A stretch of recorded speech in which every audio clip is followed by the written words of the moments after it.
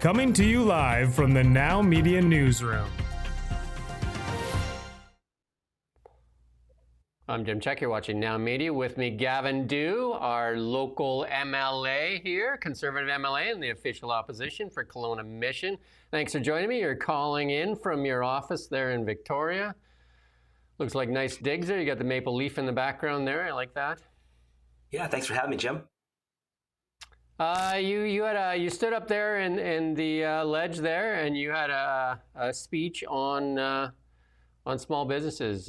Basically, I guess the message there was businesses are looking for hope, and you said help is on the way. When can they expect help? Because it looks like they really need it. Yeah, that's a great question, Jim. So obviously the first day of the legislature was on Monday, and I had the opportunity to give the first speech of the new session, which I focused on small business. I wanted to take the opportunity to try to set that tone in terms of talking about the challenges that small business are facing and trying to get more of a focus on the economy and small business in this fall session.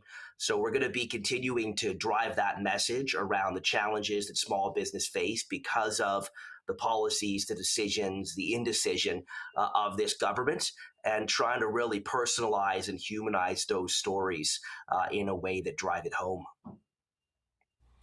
And I just did an interview with Janae Herman from MNP. She's an insolvency trustee. They just dropped some of their data again.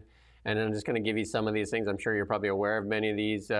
British Columbians, nearly 1 in 5 are delaying, skipping medical, dental, prescription care.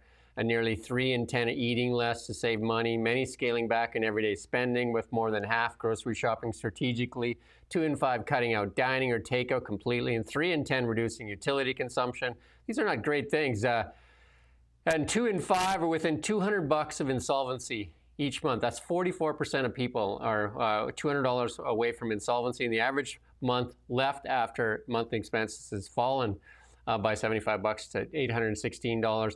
And then we have all these mortgages about to reset as well. Like a lot of these now, these 5-year mortgages are coming due. And they, some of them people had 5-year mortgages at under 1%.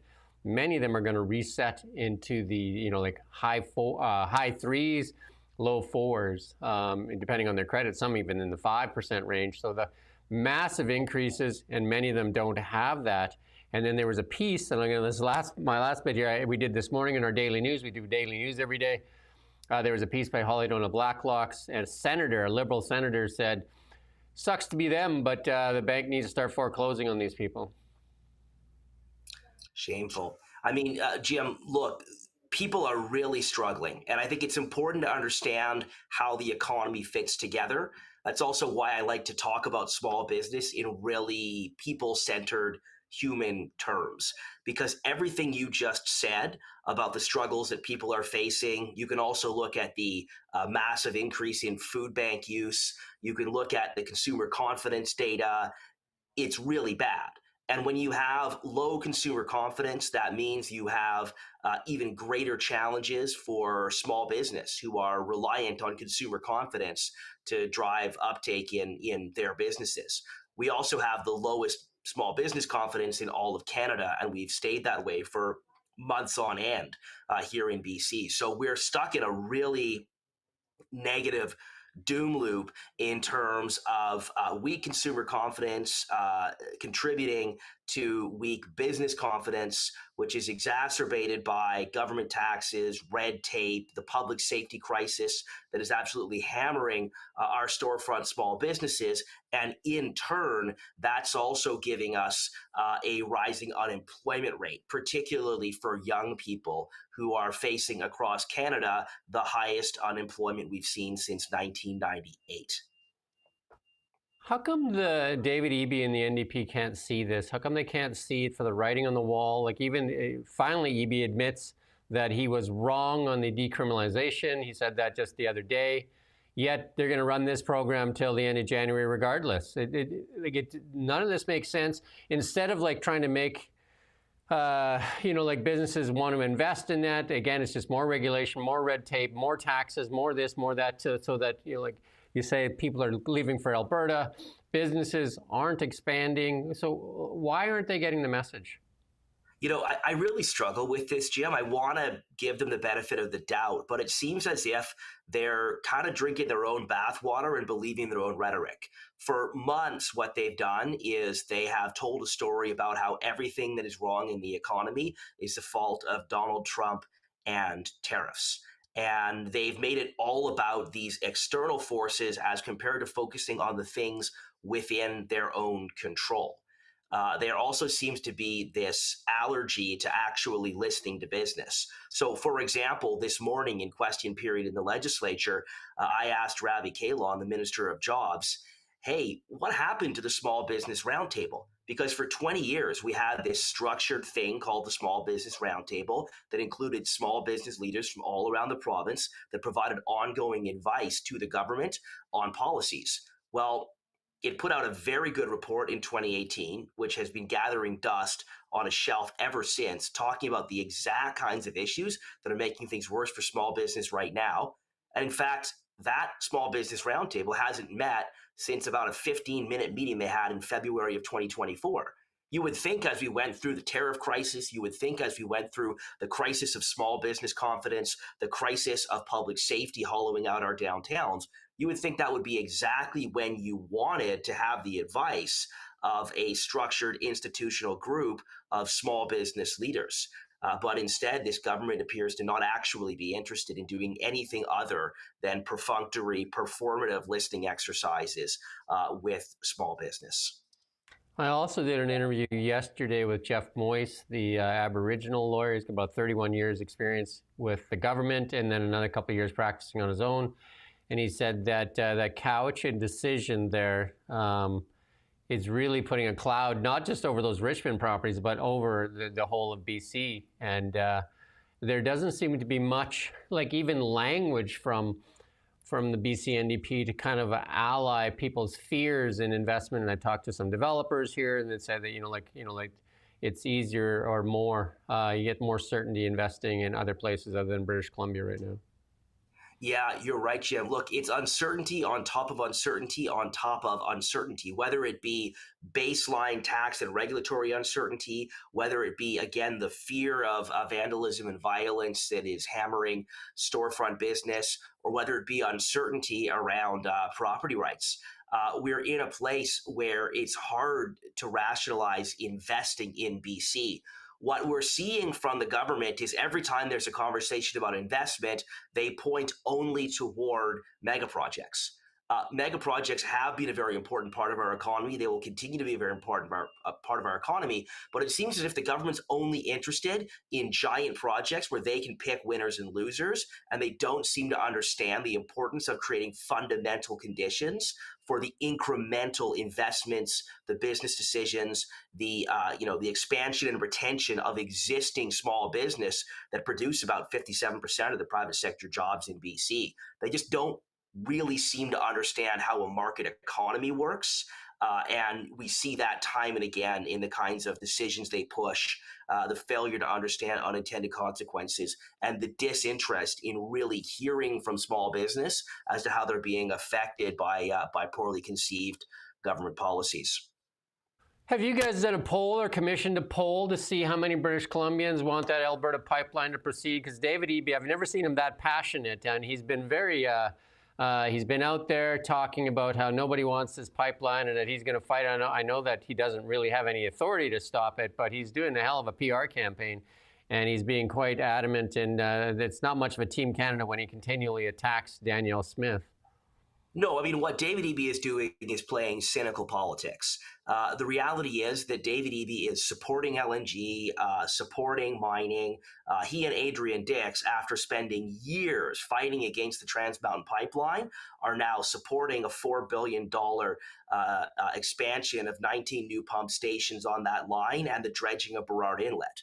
So what they're doing is they're trying to buy themselves some air cover with the radical environmentalists in their voter coalition by punching away at this northern pipeline. in fairness, there's a dimension of politics coming from Alberta as well around this. But David Eby is not acting in good faith. He's playing short-term politics to try to shore up his own fractured voter coalition and his own fractured caucus by making this a villain for him to tilt against. The question is, I mean, it sounds like, from all the stuff you kind of read between the lines, that the Keystone XL pipeline is going to be something that, the Carney Liberals will likely approve and Danielle Smith will take it. But how does that alleviate the reliance on the Americans for, where we find ourselves, where Trump is the, always picked as the straw man for, our predicament? Without the Northern Gateway pipeline, how do we divest ourselves or diversify our how to get our resources to market? And the thing that the question I have is, $9 trillion of wealth is beneath the feet of Albertans. And if there is if it is truly as Canada, how do they not have the ability to access outside markets? Yeah, Jim, what you're pointing to is so important, and that is market access, and it matters for oil, and it also matters tremendously for gas. We're selling our natural gas at a huge discount because we don't have optionality in terms of getting it offshore to global markets. That's why pipelines are significant, and that's why what's called tidewater access is significant. If you can get your product to tidewater, which means pipelines, which means terminals, then you're selling it on a global market at global market price. The purpose of the Trans Mountain Expansion Project was to try to close the price gap between West Texas Intermediate and West Coast Select, and it did make a significant effect on that. From an oil output perspective, what I think you'll probably see is that the next tranches of output will be taken up by several 100,000 barrels in increased output, traversing down the mechanically expanded and chemically enhanced Trans Mountain existing corridor. And then if the Keystone XL project is in fact revitalized, that would mean another egress going south. There's some very complex geopolitics around that, and some very complex commodity price dynamics around that. I think it's logical to have the conversation about the Northern Pipeline option, but taking into account how long it took for Trans Mountain to be expanded, 10 years and $34 billion, that's likely to be a fairly long-term conversation. I mean, you could do both. And if it's Build Canada Better, I mean, if we don't have diversity in our markets, it doesn't, we're going to be relying on the same partner again that, we've tried to vilify again for, putting the screws to us. So, I mean, until we can develop outside markets, we're going to still be subjected to the same thing. Agreed, Jim. And until we decide we're actually going to build shit again in Canada, pardon my language, we're going to be economically crippled. When you look at our country, when you look at our province, the fact that we've developed this can't-do attitude where we find way after way to stop building things, to delay building things, and to drive up the cost by multiples, it makes it very hard to rationalize getting those major capital investments into projects here in Canada, because generally speaking, that capital it's global capital that's being allocated to wherever it can reasonably expect a risk-adjusted return. Capital is a coward. Right? It's going to go where it can generate a return. That's the case when it comes to these highly complex mega projects. But it's important, going back to the theme of small business, Jim, it's really important to recognize that when we read headlines about 10 and 20 and 30 and $40 billion projects moving ahead or not moving ahead, we're not seeing headlines about the incremental small business person that built their small, $1 million, $2 million, $3 million fortune on the back of a blue collar trades business, deciding that they're actually just going to take their business and move it to Alberta, or they're going to pull up stakes, pull their capital, and go invest it somewhere else. That quiet exodus of capital, that quiet exodus of talent, both the talent that has already built success and that which has the potential to build success, that's one of the things that really worries me in terms of the dynamism of our small business economy here in BC. Well, we need a big engine to drive a lot of the small businesses for sure, too, and a pipeline to the northern coast would be one of those big engines. And then Christy Clark, former Premier of British Columbia, former Premier under the BC United Party, I believe. Or was it, yeah, the Liberal Party, sorry, the BC Liberal Party, sorry, the branding there. She poked some big holes in the side of David Eby's talk about no tankers on the West Coast, because that's only banning Canadian tankers, because American tankers sail up and down the coastline as they bring oil from Alaska. So, I mean, is this just another virtue signal? Because there are tankers that sail down the BC coastline every day. Yeah, absolutely. That's correct, Jim. You've got tankers sailing down there. You've got other vessels moving with bunker fuel. Obviously, you want to make sure you have extremely rigorous marine spill response standards, and there has been tremendous investment in doing that. The standards for tankers around double-hulled tankers, navigational aids, pilotage authorities, things of that nature have really come a very long way, driven in part by some of the pipeline conversations down on the south coast. But you're absolutely correct. We need to stop talking in terms of imaginary situations and be realistic, be evidence driven around what's actually already happening. What's already there around mitigating those risks and making sure whatever approach we take is more focused on appropriately mitigating risk, appropriately evaluating environmental impact, not just on ideology and on whatever is a poll-tested symbol for political purposes. Have you guys, I don't think you answered my question, have you guys commissioned a poll from Research Co. or from anybody, he's from British Columbia, Mario, to see if British Columbians would support a Northern Gateway pipeline? Yeah, great question, Jim. I haven't seen a poll specifically on Northern Gateway. However, I have seen polling on Canadian and within that British Columbian support for energy infrastructure, for the energy sector, for oil and gas, for pipelines. Support for the fundamental sectors that drive wealth in our country has never been higher in the time that I have been looking at polling. The same goes for our forestry sector as well, Jim. There's been a real convergence between what used to be more of an urban-rural split on support for forestry. British Columbians are fed up, they're broke, they're hungry, they want jobs, they want opportunity, they want other people to have jobs and opportunity.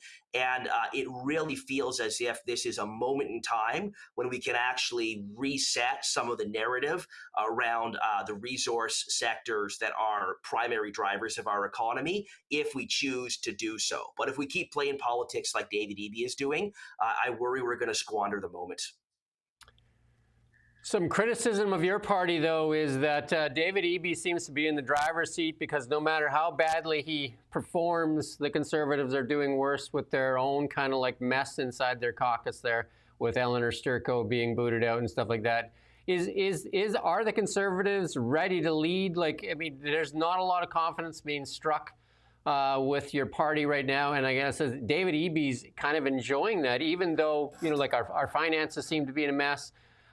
He has his big fight with Alberta when we're supposed to be talking about Team Canada Strong, where it's just like we're basically in an all-out cat fight with Alberta right now. Where's the Conservative Party in cleaning up its own kind of like spilt milk? Yeah, there's a lot of questions in that, Jim. First off, you're correct that David Eby is in a very bad place in terms of what's actually happening in the province. The economy is a dumpster fire. Healthcare is falling apart. You've got tremendous conflicts over reconciliation. It's really not going well. This is a government that is on track, I hope, to defeat. But, geez, at this point, they're on track to just decimating this province.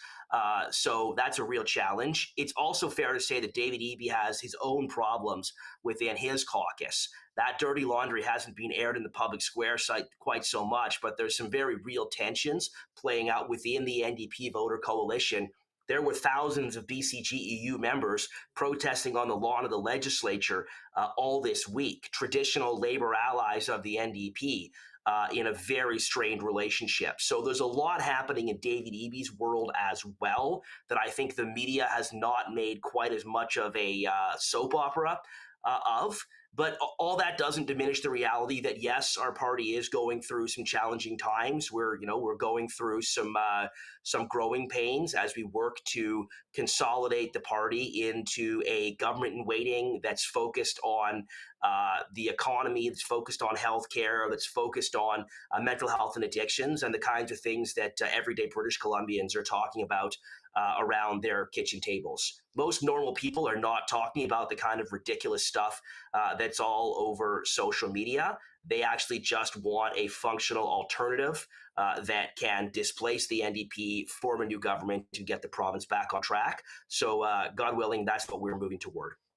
Yeah, I mean, there's obvious frustration, and I'm sure you've heard it as well, that as bad as the NDP is, like in decriminalization, the couch indecision, the healthcare, the economy, the finances. I mean, it's just, I don't know. You pick the stove is boiling over all over the place, and it's just and people fleeing to Alberta and all that, and yet then people look to the Conservative Party, and it seems to be a bit of a dumpster fire as well. And I guess the question is, when will that get cleaned up? Because you guys.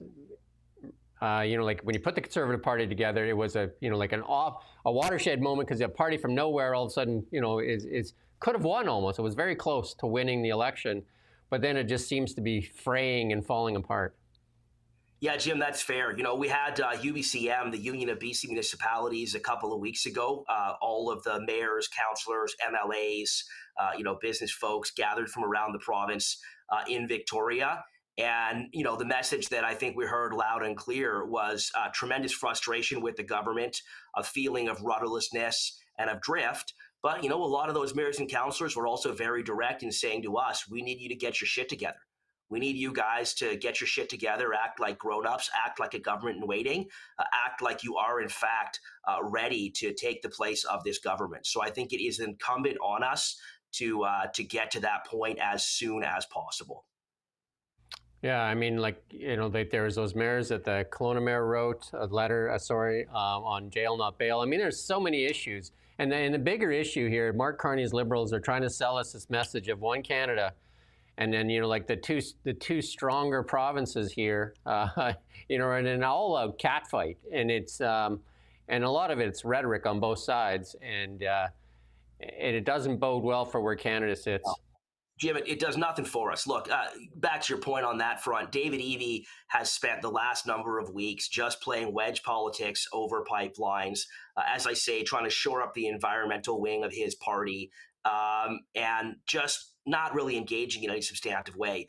By contrast, myself and three other conservative critics working primarily on the resource files were in Calgary just last week at an event talking about market access, like grown-ups, with grown-ups, trying to make sure that we have a really clear understanding of what's actually happening in the marketplace in terms of commercial demand and in terms of the path forward for getting market access done, both on the natural gas side and the oil side.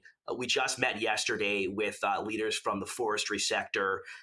We're having a lot of conversations that are substantive with folks from major industries who are desperate for change, who are desperate for stability, who are desperate to get off the policy carousel that they've been put on by this government, and are looking for a stable government in waiting with an economic focus that can set them up for success, so that they in turn can set the province up for success again.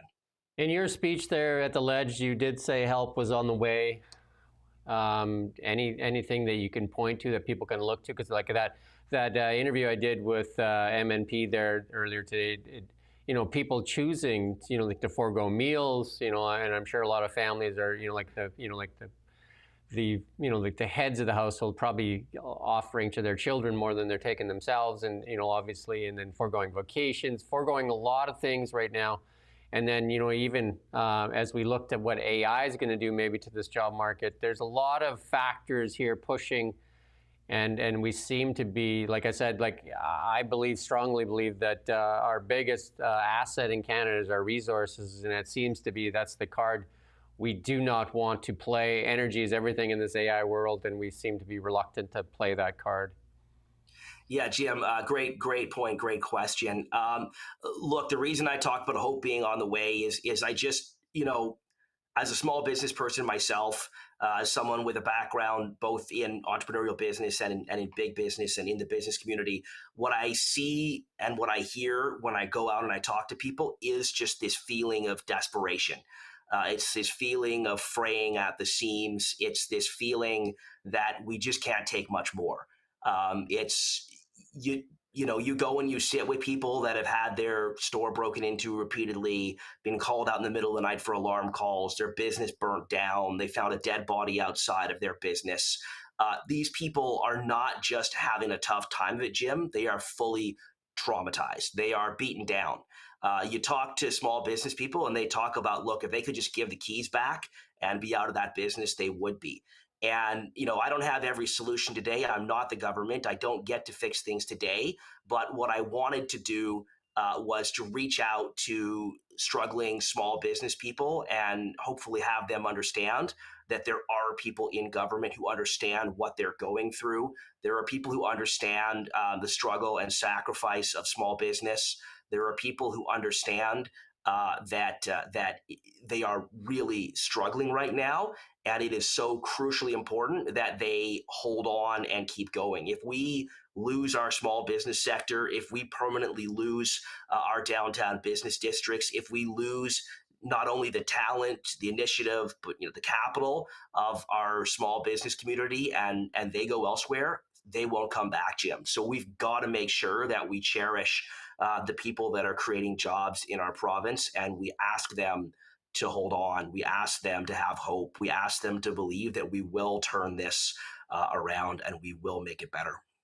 I just interviewed the owner of 3 restaurants here in Kelowna, Salt and Brick. I don't know if you saw the interview or not, but he had to choose between one of the 3 to shut down, and he shut down Salt and Brick, and that was featured on the Food Network. It's been in operation for 7 years. And he pointed to the Airbnb policy. He said tourism is way down here in Kelowna. And one of his restaurants, Diner Deluxe, was off by $300,000. And he pointed directly to the Airbnb policy, and he said that the NDP policy has failed him and failed the tourism industry here in Kelowna. Yet, again, anytime that Eby or Brenda Bailey is asked about this policy, there's not even a consideration to remove that. And also, this study that they use to back up this policy, you and I have talked about this before, is none other than the BC Hotel Association. Yeah, look, they just don't seem to understand that one size fits all policies don't work. And in the case of Kelowna and the region, uh, these short-term rental policies have been catastrophic for our tourism sector. We have foregone so much opportunity, and I think it's really important. I go back to how the economy fits together and how it affects people.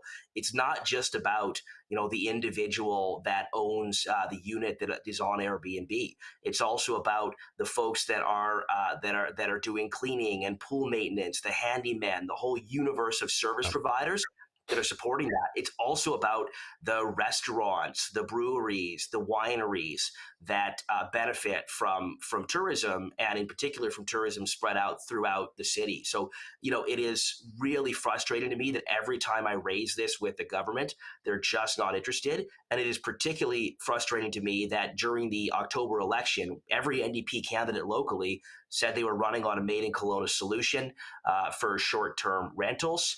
And I have asked in the legislature, I've asked the now former Minister of Housing. So look, were those candidates lying to us, or was the NDP lying to those candidates? Because one way or another, somebody wasn't getting the truth around what their intentions were on how they would approach short-term rental in a tourism-dependent community where it has very obviously had quite negative effects on our overall economy, on jobs, on opportunities, and on the cash in people's pockets that feeds our consumer economy everywhere in the city.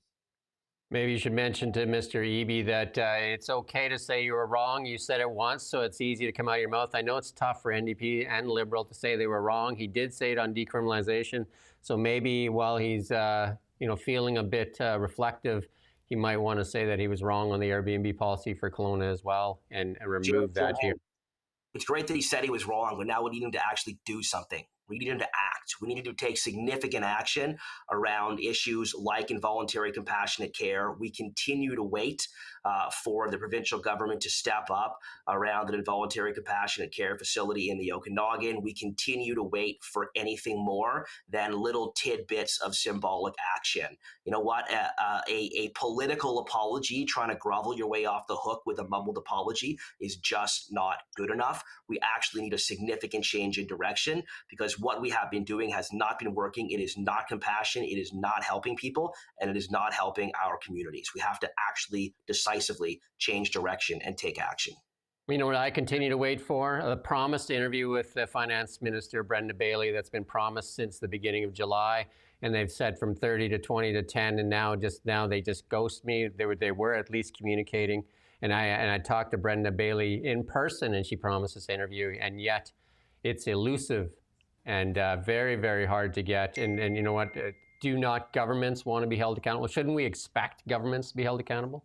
Anyway, well, I don't want to take too much more of your time, but what's that? This one doesn't seem to have much interest in being accountable based on our experience sitting across the aisle from them. All right. I thank you for your time, Gavin, as usual. And you always make yourself available, which is great. And I wish the NDP party would do that as well, and the Liberals. It's very hard to get interviews with them. Appreciate you having me, Jim. Have a great day. All right. Thank you for watching Now Media. We don't just report the news. We live here too. We're your neighbors, bringing you stories that matter to all of us. No government funding, no outside influence. Kelowna Now, local, independent. News you can trust.